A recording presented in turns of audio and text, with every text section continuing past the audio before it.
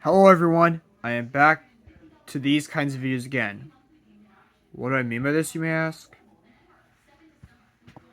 Simple. What if this character was in Transformers Prime? I know I took a break for like a couple of months. It's been a long time. But today's video will be, what if the Seekers were in Transformers Prime? I think their inclusion actually could have been theoretically possible because, believe it or not, Thundercracker and Skywarp did have toys in the Takara Homie toy line. Here, let me search up their toys. Okay, that was just weird. Trans.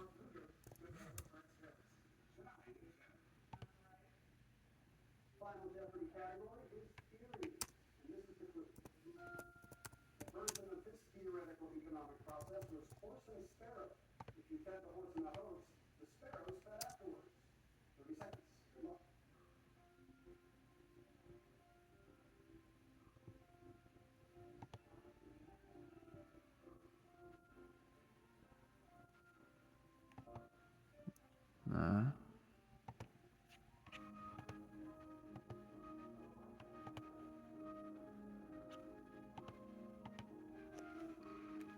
this here is a CGI rendering of what Thundercracker could have looked like.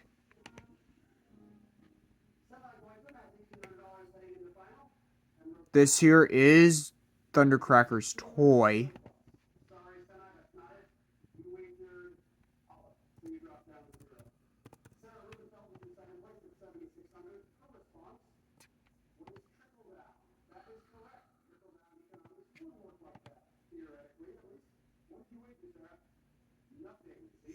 Here's like a CGI render of Skywarp.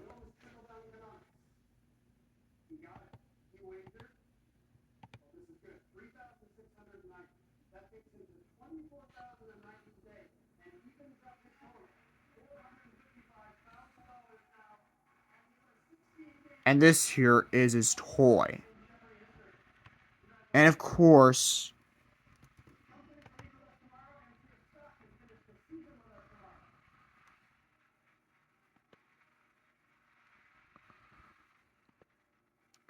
Slipstream was also in the fan-made sequel film Transformers Prime: Galvatron's Revenge. I can't stand that movie. I literally don't like Galvatron's Revenge because, like Robots in Disguise, it ruined the ending of Transformers Prime by bringing Optimus Prime back, making his emotional sacrifice at the end of Radicon's Rising pointless. But Slipstream did get a Collector's Club toy that was essentially like a reskin of Starscream. But it was not exclusive to the Prime toy line. So, let's get into the basics, shall we? So, the Seekers are in Transformers Prime. Skywarp would have replaced Skyquake like what was supposed to happen because, believe it or not, Skywarp was meant to appear in the episode Masters and Students, but he was replaced with Skyquake for some reason. So, the writers would go with the original plan and include Skywarp. But rather than killing him off like Skyquake, Skywarp would survive the episode and would become a recurring character throughout the rest of season 1. His presence wouldn't really change the show a lot. Now, season 2. The episode Loose Cannons would have still introduced Sea Spray, but Dreadwing wouldn't exist. Why do I say this? It's been theorized and assumed that Thundercracker was meant to be in place of Dreadwing. Like, Dreadwing was meant to be part of the Starseekers originally, but he was then rewritten to be part of the Decepticons. Now, would Thundercracker have made his debut?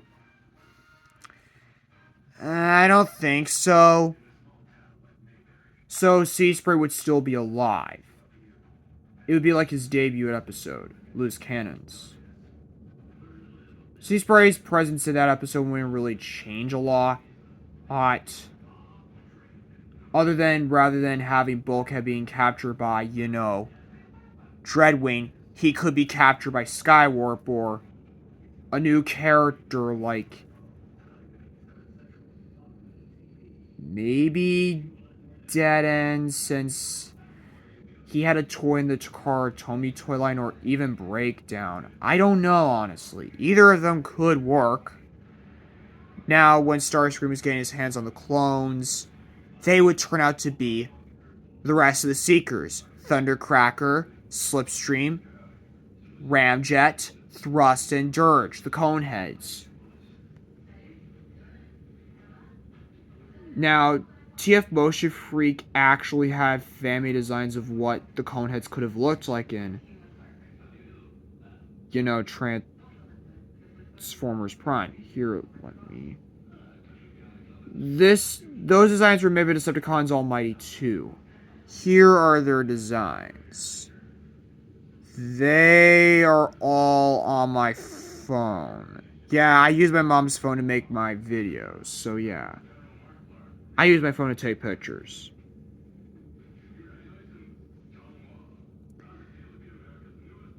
Rather than killing them all off, they would survive. And with them added to the Decepticon ranks, the Autobots would have had a harder time trying to get, the Omega relics and the keys.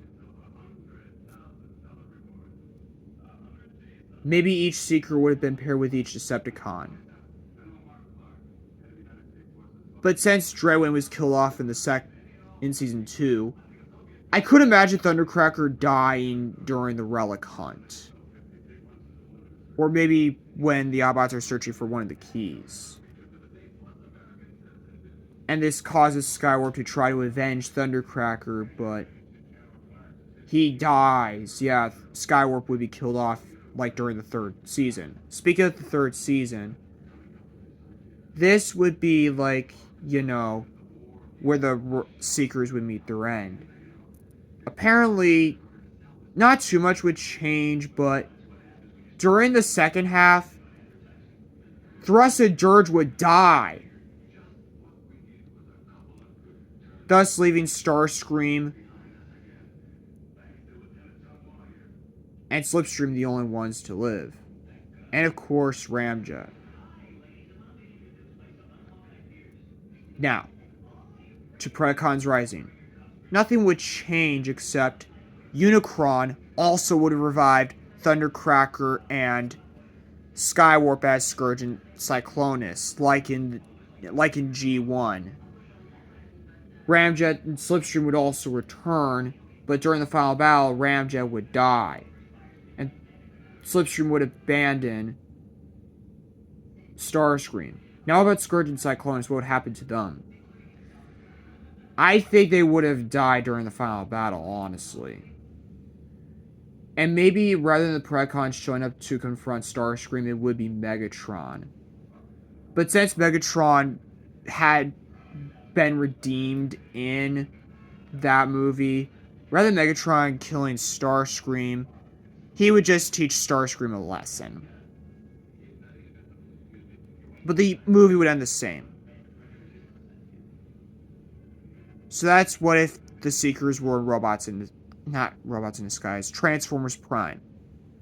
Now, why did I extend this to Robots in Disguise or Galvatron's Revenge? I don't like either of those two. They were just unnecessary